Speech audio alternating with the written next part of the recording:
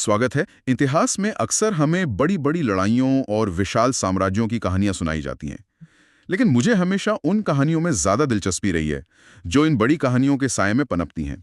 छोटे लेकिन मजबूत संघर्षों की दास्तान।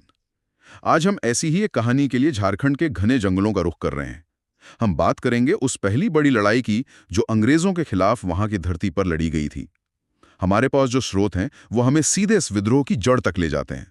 मुझे इस कहानी में जो बात सबसे ज्यादा खींचती है वो ये है कि ये विद्रोह आखिर शुरू कैसे हुआ। मतलब ऐसी क्या नौबत आ गई कि लोगों ने एक उभरते हुए साम्राज्य के खिलाफ हथियार उठा लिए। इसे ढाल विद्रोह के नाम से जाना जाता है और आज हम इसकी पूरी कहानी को समझेंगे। और ये समझना इसलिए भी जरूरी है क्योंकि ये सिर्फ एक घटना नहीं थी, ये एक शुरुआत थी। इसने आने वाले दशकों में होने वाले कई और विद्रोहों की नींव रखी। ये कहानी हमें बताती है कि जब लोगों की जिंदगी, उनकी जमीन और उनकी पहचान पर हमला होता है तो वो चुप नहीं बैठते। तो चलिए इसी सवाल से शुरू करते हैं। आखिर वो कौन सी वजहें थीं जिन्होंने एक पूरे इलाके को बगावत के लिए खड़ा कर दिया। स्रोतों में से 3 हिस्सों में बांटा गया: राजनीतिक, आर्थिक और सामाजिक। सुनने में ये बड़े भारी शब्द लगते हैं, लेकिन असल में ये लोगों की रोजमर्रा की जिंदगी से जुड़े मुद्दे थे। बिल्कुल। सबसे पहले बात करते हैं राजनीतिक दखलंदाजी की। देखिए, अंग्रेजों के आने से पहले इन आदिवासी इलाकों में शासन का अपना एक तरीका था। गांव के मुखिया होते थे, पारंपरिक पंचायतें होती थीं और लोग अपने फैसले खुद लेते थे। अंग्रेजों ने आते ही इस पूरी व्यवस्था को कमजोर करना शुरू कर दिया। वे अपने कानून थोप रहे थे, अपने अधिकारी भेज रहे थे। ये सिर्फ शासन बदलना नहीं था, ये उनकी आज़ादी पर सीधा हमला था। उनकी सदियों पुरानी व्यवस्था को मतलब गैर जरूरी बताया जा रहा था। और आज़ादी पर हमला सिर्फ राजनीतिक नहीं था, शायद पेट पर हमला उससे भी ज्यादा महसूस हो रहा था। स्रोतों में आर्थिक शोषण का भी जिक्र है ना? हाँ, और ये शायद सबसे बड़ा कारण था। आर्थिक शोषण कई परतों में हो रहा था। बाहर से साहूकार और महाजन आ गए थे जो भोले भाले आदिवासियों को कर्ज के ऐसे जाल में फंसाते थे जिससे निकलना नामुमकिन था। इसके ऊपर अंग्रेजों ने स्थायी बंदोबस्त जैसी व्यवस्था लागू की। इसका सीधा मतलब था कि किसानों और जमींदारों को एक तय और बहुत ज्यादा टैक्स हर हाल में चुकाना पड़ता था, चाहे फसल हो या ना हो। यानी बारिश ना हो, सूखा पड़ जाए, फसल बर्बाद हो जाए, अंग्रेजों को कोई फर्क नहीं पड़ता था। उन्हें अपना हिस्सा चाहिए ही चाहिए। बिल्कुल। इससे वे कर्ज के जाल में और गहरे फंसते जा रहे थे। और जो चीज ताबूत में आखिरी कील साबित हुई वो थे जंगल से जुड़े नए कानून। जंगल आदिवासियों के लिए सिर्फ लकड़ी का स्रोत नहीं था, वो उनका घर था, उनकी जीविका, उनकी संस्कृति का आधार था। अंग्रेजों ने कानून बनाकर जंगल पर उनके पारंपरिक अधिकार छीन लिए। अब वे अपनी ही जमीन पर मतलब बाहरी और लाचार महसूस करने लगे थे। तो हमारे पास राजनीतिक और आर्थिक कारण है, लेकिन क्या सिर्फ जमीन और पैसे की लड़ाई थी? स्रोत क्या बताते हैं? क्या लोगों की पहचान या संस्कृति पर भी कोई हमला हो रहा था जिसने आग में घी का काम किया? आपने बहुत अहम मुद्दा उठाया। जब किसी समुदाय को लगता है कि उसकी पहचान ही खतरे में है तो प्रतिक्रिया बहुत तीखी होती है। यही हो रहा था। ईसाई मिशनरी आ रहे थे, उनकी पारंपरिक मान्यताओं और धर्म का मजाक उड़ाया जा रहा था, उनकी सामाजिक परंपराओं में दखल दिया जा रहा था। तो ये सिर्फ जमीन या पैसे की लड़ाई नहीं रह गई थी, ये अपने वजूद को बचाने की लड़ाई बन गई थी। ये तीनों वजहें, राजनीतिक, आर्थिक और सामाजिक, एक साथ मिलकर एक ऐसे ज्वालामुखी की तरह थीं जो बस फटने को तैयार था। और वो ज्वालामुखी फटा।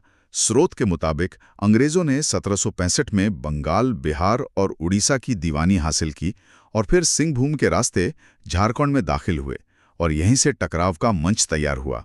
इस पहली बड़ी बगावत को ढाल विद्रोह कहा जाता है। इसका नाम बहुत दिलचस्प है।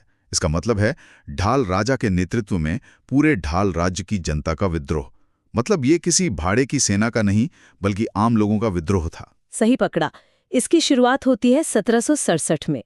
कैप्टन फर्ग्यूसन के नेतृत्व में अंग्रेजी सेना ढालभूम पहुंचती है और वहां के घाटशिला किले पर कब्जा कर लेती है। उन्होंने वहां के राजा को गिरफ्तार किया और मिदनापुर जेल भेज दिया। यह अंग्रेजों की आजमाई हुई रणनीति थी। स्थानीय राजा को हटाओ, अपनी हुकूमत चलाओ और फिर अपनी कठपुतली बिठा दो। स्रोतों में राजा के भतीजे जगन्याथ ढाल का जिक्र है। अंग्रेजों ने उन्हें इस शर्त पर राजा बना दिया कि वो कंपनी को सालाना 5,500 रुपए का भारी भरकम लगान देंगे। हाँ, लेकिन अंग्रेजों का दांव उल्टा पड़ गया। जगन्नाथ ढाल वो लगान चुका नहीं पाए। और यही कहानी में एक जबरदस्त मोड़ आता है। जब अंग्रेजों ने लगान न मिलने पर दोबारा हमला करने का फैसला किया, तो यही जगन्नाथ ढाल, जिन्हें उन्होंने अपनी कठपुतली समझकर गद्दी पर बैठाया था, अपनी जनता के साथ मिलकर विद्रोह के नेता बन गए। उन्होंने पासा ही पलट दिया। ये तो कमाल की बात है। मतलब अंग्रेजों का बनाया राजा ही उनके खिलाफ खड़ा हो गया। और ये कोई छोटी मोटी झड़प नहीं थी। ये संघर्ष पूरे 10 साल चला, 1767 से 1777 तक। ये अपने आप में हैरान करने वाली बात है। बिल्कुल। और इन 10 सालों में अंग्रेजों ने इसे दबाने की हर मुमकिन कोशिश की। उन्होंने जगन्नाथ ढाल को हटाकर उनके भाई नीमू ढाल को राजा बना दिया, ये सोचकर कि शायद इससे विद्रोह थम जाएगा। उन्होंने अपने कई अनुभवी अफसरों को भेजा, लेकिन कोई भी इस विद्रोह को दबा नहीं पाया। जंगल और पहाड़ों का भूगोल विद्रोहियों के साथ था और अंग्रेजी सेना के तौर तरीके वहां पूरी तरह नाकाम हो रहे थे। देखिए, अंग्रेजी सेना खुले मैदान में लड़ने के लिए प्रशिक्षित थी, लेकिन ढालभूम के घने जंगल, अनजान रास्ते और ऊंची नीची पहाड़ियां उनके लिए एक भूल भुलैया की तरह थीं। वहीं दूसरी तरफ विद्रोही इसी इलाके में पले बड़े थे। वे छापामार युद्ध यानी गुरिल्ला वॉरफेयर में माहिर थे। वे अचानक हमला करते और फिर जंगलों में गायब हो जाते। अंग्रेजी सेना समझ ही नहीं पाती थी कि दुश्मन कहाँ है और अगला हमला कहाँ से होगा। और इसमें स्थानीय लोगों का साथ तो रहा ही होगा। उनके बिना तो ये 10 साल तक चल ही नहीं सकता था ना। आम लोग विद्रोहियों को खाना देते, छिपने की जगह देते, अंग्रेजों की हरकतों की खबर देते। ये सिर्फ जगन्नाथ ढाल की लड़ाई नहीं थी, ये पूरे ढालभूम की जनता की लड़ाई बन चुकी थी। यही वजह थी कि अंग्रेज अपनी पूरी सैन्य ताकत के बावजूद 10 साल तक इस आग को बुझा नहीं पाए। तो 10 साल की इस लंबी और थका देने वाली लड़ाई का आखिर नतीजा क्या निकला? इसका अंत कैसे हुआ? इसका अंत इसकी शुरुआत से भी ज्यादा दिलचस्प है। 10 साल तक लड़ने के बाद अंग्रेजों को एक बात साफ समझ आ गई थी, वे जगन्नाथ ढाल को सैन्य ताकत से नहीं हरा सकते। ये उनके लिए एक बड़ी हार थी। एक ऐसी शक्ति जो पूरी दुनिया में अपना साम्राज्य फैला रही थी, वो झारखंड के एक छोटे से हिस्से में विद्रोह नहीं कुचल पा रही थी। तो उन्होंने क्या किया? हार मान ली? एक तरह से हाँ। 1777 में कंपनी सरकार ने वही किया जो उन्होंने 10 साल पहले नहीं करना चाहा था। उन्होंने जगन्नाथ ढाल को फिर से ढालभूम का राजा मान लिया। ये विद्रोहियों और वहां की जनता के लिए एक बहुत बड़ी मनोवैज्ञानिक जीत थी। उन्होंने दुनिया की सबसे ताकतवर फौज को अपना फैसला बदलने पर मजबूर कर दिया था। लेकिन क्या ये एक पूरी तरह से जीत थी? एक दूसरे स्रोत में ये भी जिक्र है कि राजा बनने के बदले में जगन्नाथ ढाल ने अंग्रेजों को टैक्स देना स्वीकार कर लिया। शुरुआत में ये रकम 2,000 रुपये सालाना थी, जो धीरे धीरे बढ़कर 1780 तक 4,267 रुपये हो गई। हाँ, और यही इस नतीजे को जटिल बनाता है। ये एक समझौता था। ये सोचना कितना अजीब है कि 10 साल लड़ने के बाद नतीजा एक तरह का कॉम्प्रोमाइज था। ये आज के दौर की बातचीत जैसा लगता है, जहां कोई भी पूरी तरह से नहीं जीतता। जगन्नाथ ढाल को उनकी गद्दी वापस मिली, जनता को उनका राजा वापस मिला और विद्रोह खत्म हो गया। वहीं दूसरी तरफ अंग्रेजों ने जो चाहा था वो भी हासिल कर लिया। उन्होंने अपनी टैक्स प्रणाली उस इलाके में स्थापित कर दी थी। भले ही उन्हें स्थानीय राजा की ताकत को मानना पड़ा, लेकिन उन्होंने अपने आर्थिक नियंत्रण की नींव रख दी थी। तो ये एक अधूरी जीत थी। और लंबे समय में इसका क्या असर हुआ?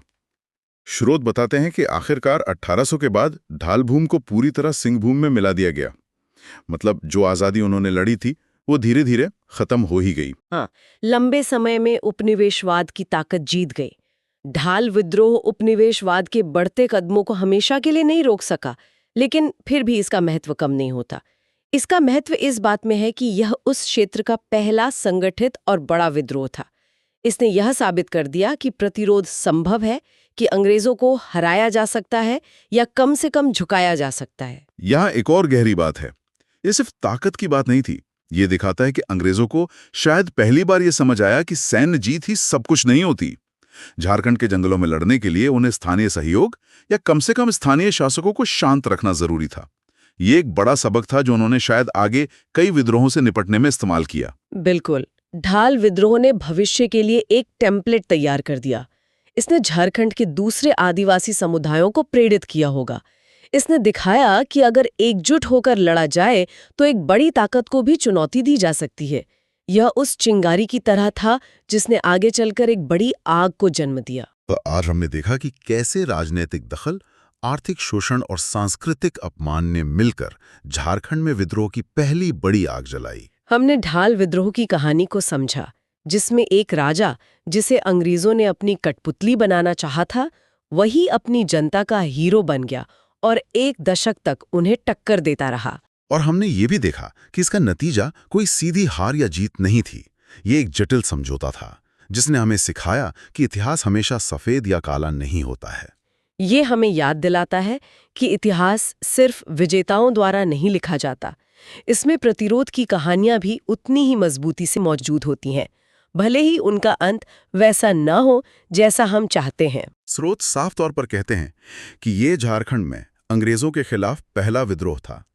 और यही बात सोचने के लिए एक दिलचस्प सवाल छोड़ जाती है। जब किसी संघर्ष की पहली कहानी इतनी मजबूत हो, तो वह आने वाली पीढ़ियों के लिए क्या बन जाती है? इस पहले विद्रोह के तरीकों, इसकी 10 साल की लंबी लड़ाई और इसकी अधूरी जीत ने झारखंड के इतिहास में बाद में हुए बिरसा मुंडा जैसे अनगिनत अन्य आदिवासी विद्रोहों की रणनीति, उनके हौसले और उनके स्वरूप को किस तरह से प्रभावित